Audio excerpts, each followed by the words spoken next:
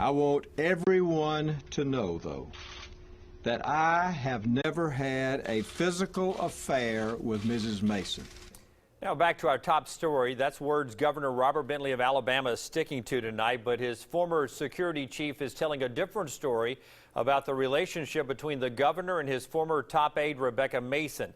Tonight, we dig a little deeper into that salacious lawsuit filed by Wendell Ray Lewis. CBS 42 News reporter Stefan Dingle is in the newsroom tonight with the details. Stefan, what can you tell us this evening? Well, Jim, Ray Lewis was the longtime security chief and the confidant to the governor. And in this unlawful termination suit, Lewis reveals specific details about what he describes as Governor Bentley's physical and sexual relationship with his former aide, Rebecca Mason. In the latest chapter of the Bentley saga, his longtime former security chief, Ray Lewis, filed a lawsuit after he was removed from his position. But in it, he provides sordid details about the governor and his former top aide, Rebecca Mason. This whole thing, all the allegations, they seem to tie the dots together, and they look pretty much accurate as to what probably transpired. In a long list of claims, we pointed out a few. In the suit, it states, as the governor once told the plaintiff, quote, if they don't stop treating her like some sort of, I'll fire them all. In fact, I'll fire anybody who continues to mistreat Rebecca.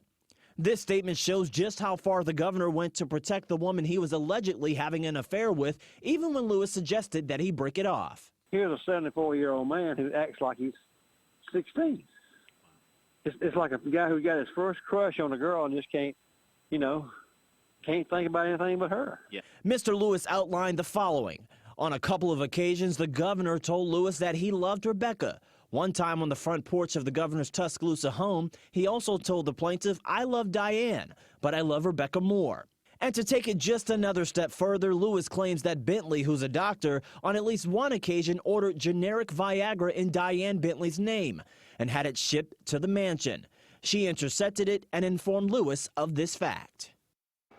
Now, political commentator Steve Flowers said these allegations also make it hard for anybody to accept an appointment to that open Senate seat that will be vacated by Jeff Sessions. We're live in the newsroom tonight. Stefan Dingle, CBS 42 News.